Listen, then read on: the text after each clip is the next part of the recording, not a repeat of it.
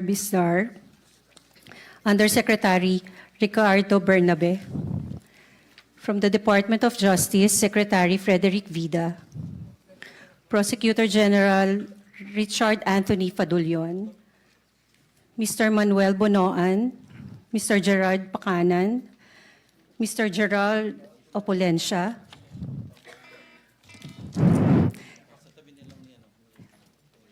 Mr. Henry Alcantara, Mr. Bryce Erickson Hernandez, Mr. JP Mendoza, Mr. Trigve Olaivar, Mr. Maynard Ngu. That's all, Mr. Chairman. Thank you. First, I'd like to thank the Honorable Congressman Leandro Leviste for attending this hearing, and also former Secretary Manuel Bonoan for flying home to attend this hearing. We really appreciate your presence. The chair would suggest that we follow the following sequence. First, yung issue ni na Diskaya and Romualdez. And we have here two witnesses. Tawagin na lang natin sila. Anyway, it's a matter of record, but for purposes of this public hearing, tatawagin na lang natin sila na si Joy at saka si Maria. These are staffers of the tenants, the former tenants of the former owner of the resident in South Forbes Park in Makati City,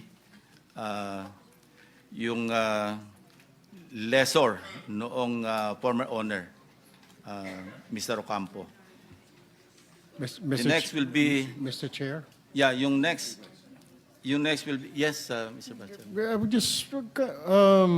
just wondering, Mr. Chair, we have a guest that's hooded, and then with who was this individual, Yeah, Mr. Chair? it is upon the request, but the names are already in our notices, so invitation. So the committee members will have properly identified them already. If you saw the invitations. Thank you, Mr. Chair. It is upon the request na kung pwedeng wag ipakita yung kanilang mukha, no? All right, Mr. Chair. For Thank obvious you. reasons, for security reasons.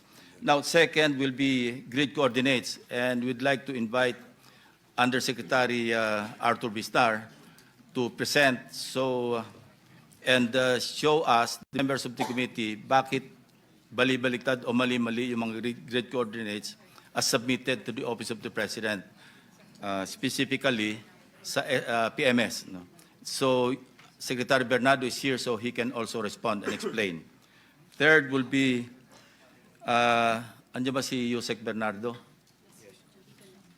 Yeah, Undersecretary Bernardo, yung issue about the role of General Nick Torre do sa kanyang paghingi ng custody. And the last would be the Cabral files. I guess this will be sensitive enough that it could merit an executive session. Depende sa ating mga kasamahan dito kung ano yung kanilang sentiment about this. Yes, Mr. Senate President. Thank you, Mr. Chairman. May we ask those invited or just recently invited to take their oaths?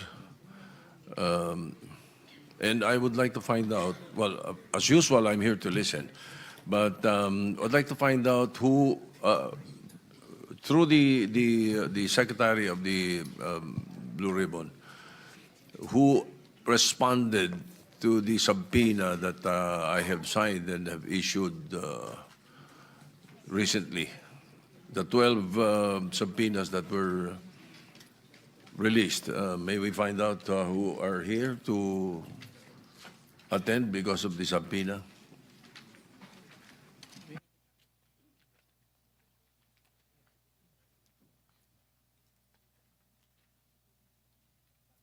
Thank you, Mr. Senate President.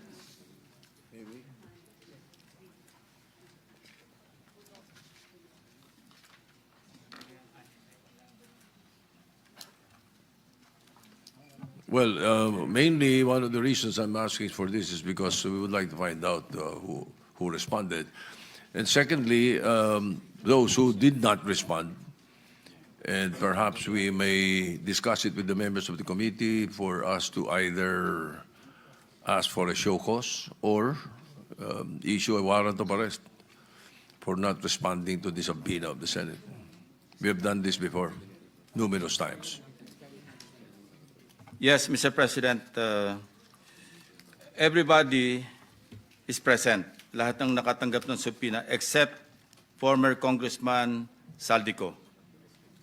So with that, shall we direct the Secretariat and Orly Gutesa, for that matter? So i-direct na lang natin yung... Well, the two names that were mentioned, are they represented here somehow? There are no representatives, Mr. President. Therefore, I would like the committee to look into the possibility of issuing a warrant of arrest for both.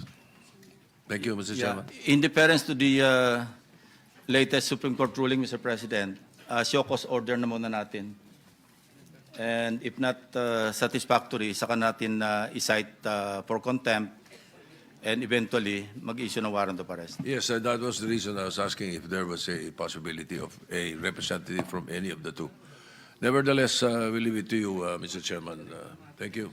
Thank you, Mr. President. The Secretariat is directed to issue show cause orders to Congressman Elizaldico and Orly Gutesa.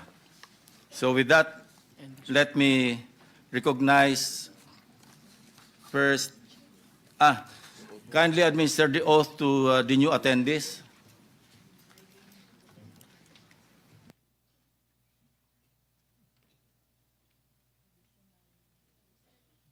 Mr. Chairman, also present is Ms. Carlene Yap Villa, Secretary Rolando Toledo, and also Yusek Bernardo. Those who are here for the first time, kindly stand up and raise your right hand. Do you solemnly swear to tell the truth, the whole truth, and nothing but the truth in this proceeding?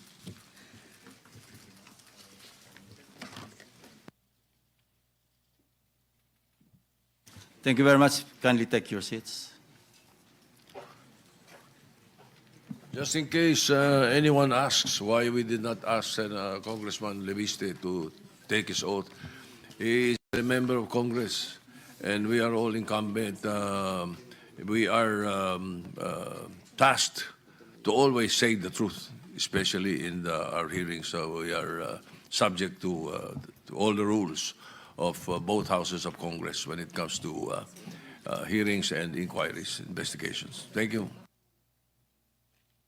Okay, with the permission of my colleagues, we have here, as I mentioned, Maria and Joy, and we are in receipt of a draft affidavit na gusto naming panumpaan nyo ngayon sa harap ng komite. So, magdi-distribute kami ng kopya sa mga miyembro. At the same time, tatanungin ko kayo na yung inyong pinadalang draft affidavit, ito yung katotohanan, pawang katotohanan at buong katotohanan lamang. Pwede ba sagutin ninyo?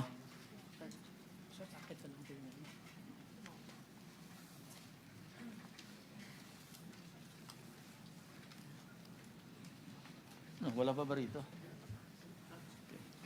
While waiting for the two witnesses, we proceed na lang kay Undersecretary Ato Bisnar with some presentation because ang issue rito is yung reports na deliberately, di umano, allegedly, nang sinabite ni dating Secretary Bonoan sa Malacanang ay mali-maling grid coordinates. So, Undersecretary Bisnar, can you make your presentation? And after that, we will ask Secretary Bonoan to respond. Yusek Bisnar. Mr. Chairman, if I may, we will present po the preliminary findings of the ICI and yung factual lang po yung papakita ni Yusek Bisnar. But for the final report with regard to the 421, we would defer to the ICI to render the final report po. Thank you, Undersecretary Bernabe.